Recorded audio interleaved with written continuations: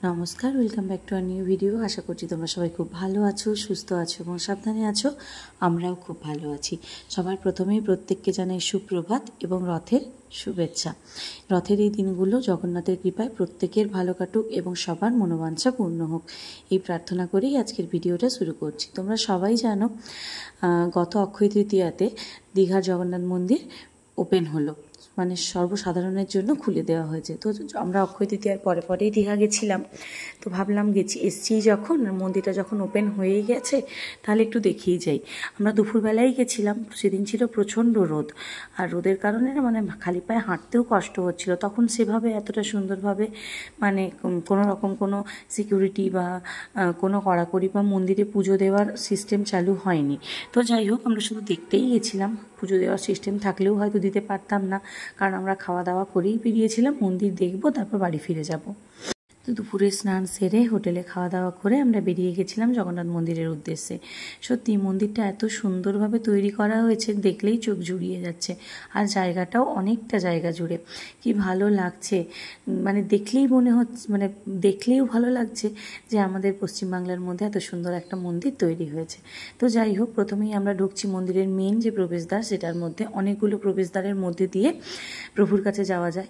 এটা খুব ভালো করেছে। একবারে হুট করেই প্রভুর সামনে চলে গেলে সেটা মানুষের মানে প্রভুর দিক থেকে যে টানটা, সেটা হয়তো মানুষের মনের মধ্যে থাকতো না। অনেকগুলো ধাপ পেরিয়ে, তারপর অনেকগুলো সিঁড়ি পেরিয়ে, তারপর আস্তে আস্তে করে যেতে হতো, মানে যেতে হচ্ছে।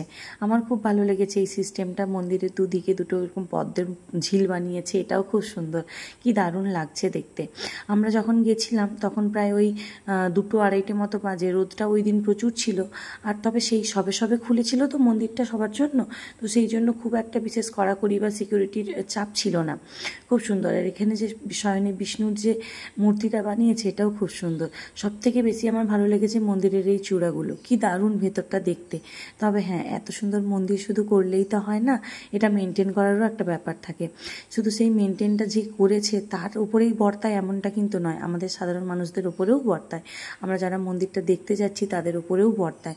যেমন যে বানিয়েছে মন্দিরটা এত বড় দায়িত্ব নিয়ে, তাকে যেমন পরিষ্কার পরিচ্ছন্ন করে রাখতে হবে, এটা যেমন তার কর্তব্য বা দায়িত্ব, সেরকম আমরা সাধারণ মানুষরা যে দেখতে যাচ্ছি এত সুন্দর একটা মন্দির, এত নিট অ্যান্ড ক্লিন একটা জায়গা, সেটাকে পরিষ্কার রাখার দায়িত্ব বা কর্তব্যও আমাদের মধ্যে বর্তায়, তাই না?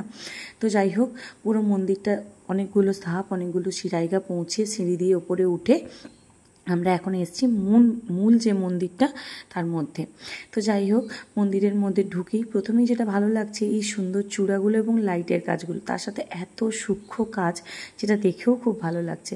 আর তার থেকেও বড় কথা হচ্ছে, এত বড় একটা জায়গা, মানে একসাথে 100 জন দাঁড়িয়ে গেলেও আমার মনে হয় না কারোর কোনো অক্সিজেনের অভাব হবে বা সাফোকেটিং লাগবে।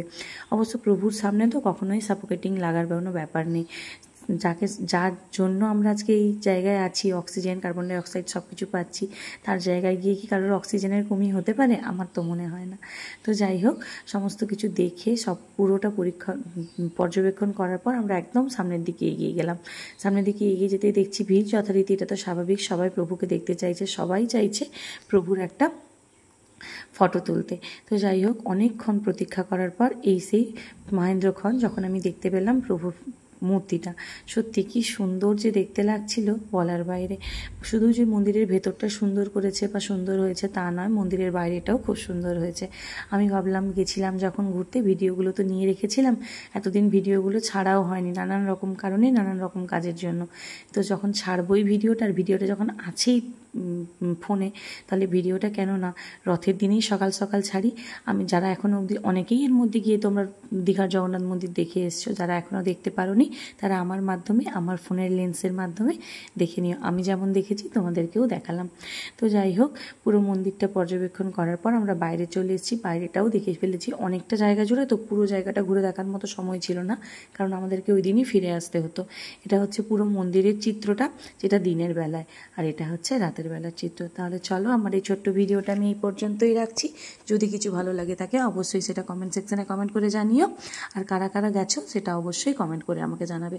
সবাই ভালো থাকবে, সুস্থ থাকবে, সাবধানে থাকবে। দেখা হবে খুব শীঘ্রই পরের একটা ছোট্ট ভিডিওতে। ততক্ষণের জন্য টাটা।